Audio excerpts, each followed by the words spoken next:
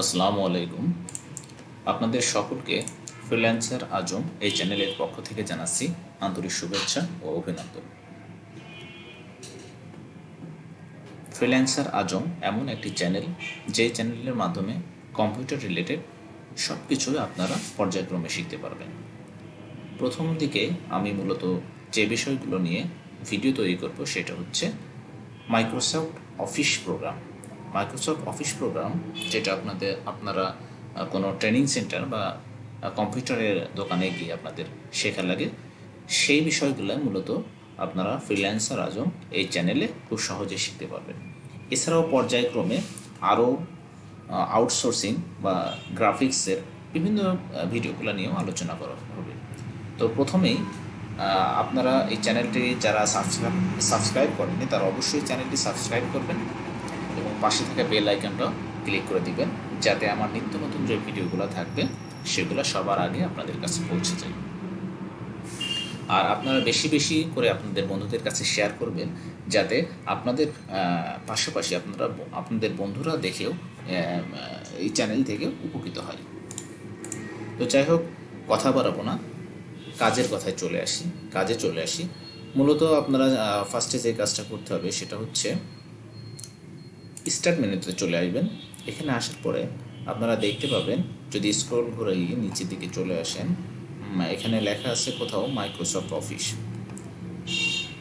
এই যে এখানে লেখা আছে মাইক্রোসফট অফিস, এটা ক্লিক করবেন। ক্লিক করলে মাইক্রোসফট অফিসের অনেক কিছু চলে আসবে। আপনাদের যাদের পিসিতে মাইক্রোসফট অফিসের যেই ভার্সনটা সেট আপ দেওয়া আছে সেটা আসবে। যেমন আমার এখানে মাইক্রোসফট অফিস 2010 সেট আপ দেওয়া আছে। আপনাদের কারোর 3 সেট আপ দেওয়া থাকতে পারে, কারোর 7 দেওয়া থাকতে পারে, কারোর 10, কারোর 13।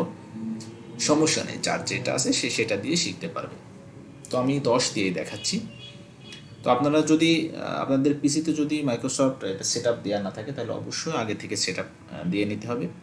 তো সেট আপ যদি না দিতে পারেন, আমি নেক্সট ভিডিওতে দেখাবো কীভাবে মাইক্রোসফট অফিস 2010 বা 2007 বা 2013 এটা সেট আপ দিতে হয়।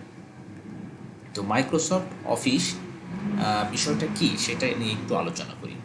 মাইক্রোসফট অফিস সেটা হচ্ছে, আপনি যখন কোথাও চাকরি করবেন, কোনো গভর্নমেন্ট জব হোক, কোনো বেসরকারি জব হোক, কোনো কোম্পানির জব হোক, সেখানে আপনার মাস্ট বি, বর্তমান যে ডিজিটালাইজড যুগ, মাস্ট বি আপনাকে কিন্তু কম্পিউটার সম্পর্কে ধারণা থাকাই লাগবে। আপনি কম্পিউটার লেখালেখি বলেন, এক্সেলের কাজ বলেন, অ্যাক্সেসের কাজ বলেন, পাওয়ার পয়েন্টের কাজ বলেন, বা ইন্টারনেট ব্রাউজিং বলেন, এই সকল সম্পর্কে কিন্তু আপনার সাম্যক ধারণা থাকাই লাগবে। নাহলে কিন্তু চাকরির বাজারে আপনি অন্যদের সবার থেকে পিছিয়ে থাকবেন। তো এই জন্যই মূলত হচ্ছে বিভিন্ন ট্রেনিং সেন্টারে সবাই যায়, সেখান থেকে মাইক্রোসফট অফিস প্রোগ্রাম যেটা মূলত সেটা ট্রেনিং নিয়ে থাকে। 6 মাস মেয়াদি ট্রেনিং নিয়ে থাকে এবং ট্রেনিং শেষে তারা সার্টিফিকেট পায় এবং তারপরে তারা চাকরির জন্য অ্যাপ্লাই করতে পারে। তো সেই সকল বিষয়গুলাই মূলত এই চ্যানেল থেকে আপনারা শিখতে পারবেন। তো আমরা চলে আসি স্টার্ট মেনু থেকে আমরা চলে আসব মাইক্রোসফট অফিস। আমরা একটু খুঁজে দেখি মাইক্রোসফট অফিসটা কোথায় আছে। মাইক্রোসফট অফিস, এখান থেকে প্রথমেই আমরা যে বিষয়গুলোটা শিখবো সেটা হচ্ছে, এখানে কিন্তু অনেক কিছু আছে। মাইক্রোসফট এক্সেল আছে, অ্যাক্সেস আছে, পাওয়ার পয়েন্ট আছে, ওয়ার্ড আছে। আমরা তো মূলত মাইক্রোসফট ওয়ার্ডটা নিয়ে প্রথম দিকে আমরা একটু শিখবো। মাইক্রোসফট ওয়ার্ড 2010-এ আমরা ক্লিক করলাম। তো দেখতে পাচ্ছেন মাইক্রোসফট ওয়ার্ড 2010-এর ইন্টারফেসটা চালু হয়ে গেছে। এমন যদি কিছু আসে সেটা আমরা ক্রস অথবা ক্লোজ যে কোনো একটা দিয়ে কেটে দেব। তো মূলত দেখেন যে মাইক্রোসফট ওয়ার্ডের যে পেজটা চালু হয়ে গেল, এখানে কিছু অপশন আছে। অপশনগুলো একটু খেয়াল করতে হবে।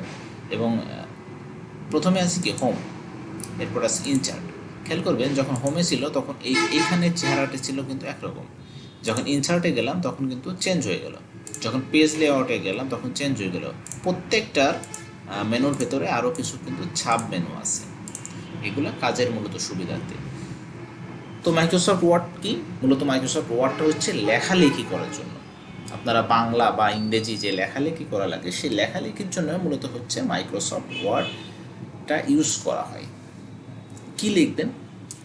যেমন আমি লিখি, আমার নামটা লিখি ফ্রিল্যান্সার আজম।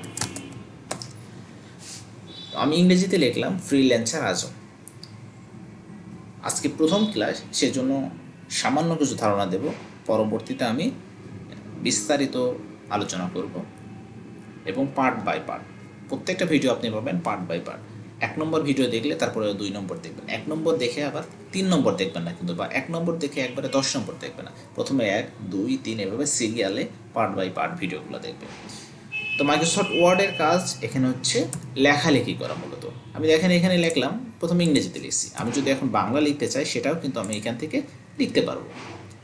আমি এখান থেকে এটা চেঞ্জ করে কি করলাম, এখানে আমি এই যে যেটা এখানে দেখেন ক্লিক করলে ওপরে চেঞ্জ হচ্ছে। যেমন আমি যদি এইটাতে দিই এখানে হয়ে যাবে টাইম নিউ রোমান। তারপরে আমি যদি এখন এইটাতে দিই এটা হবে ছোটো নিউ এমজি। মূলত বাংলা লেখার জন্য আমরা ছোটো নিউ এমজি ইউজ করব।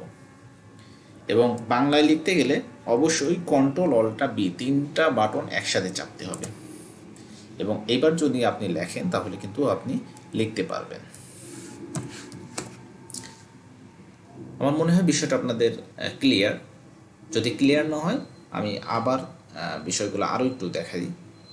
প্রথমে আপনি ইংরেজিতে লিখতে পারবেন, ইংরেজিতে আপনি ডিফল্টভাবে লিখতে পারবেন, কোনো কিছু করা লাগবে না। কিন্তু বাংলাতে লিখতে গেলে আপনাকে কিছু চেঞ্জ জানা লাগবে। যেমন আমরা ইংরেজি লিখছিলাম ক্যালিবারি বডি দিয়ে, এখন আমরা যদি বাংলা লিখতে চাই এখানে কিন্তু আমরা আর বাংলা লিখতে পারবো না, আমাদের লেখাটা কিন্তু ইংরেজি হয়ে যাচ্ছে।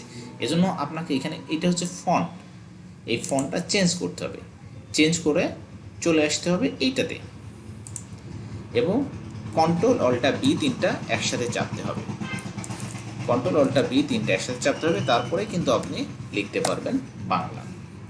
তো বিষয়টা মনে হয় ক্লিয়ার। তো আজকে যাই হোক এ পর্যন্তই। নেক্সট ভিডিওতে আমি আরও বিস্তারিত কিছু বিষয় নিয়ে শেখাবো। এ পর্যন্ত সবাই ভালো থাকবেন, সুস্থ থাকবেন। চ্যানেলটি অবশ্যই সাবস্ক্রাইব করবেন। যদি ভিডিওটা ভালো লেগে থাকে লাইক করবেন, কমেন্ট করবেন। ধন্যবাদ।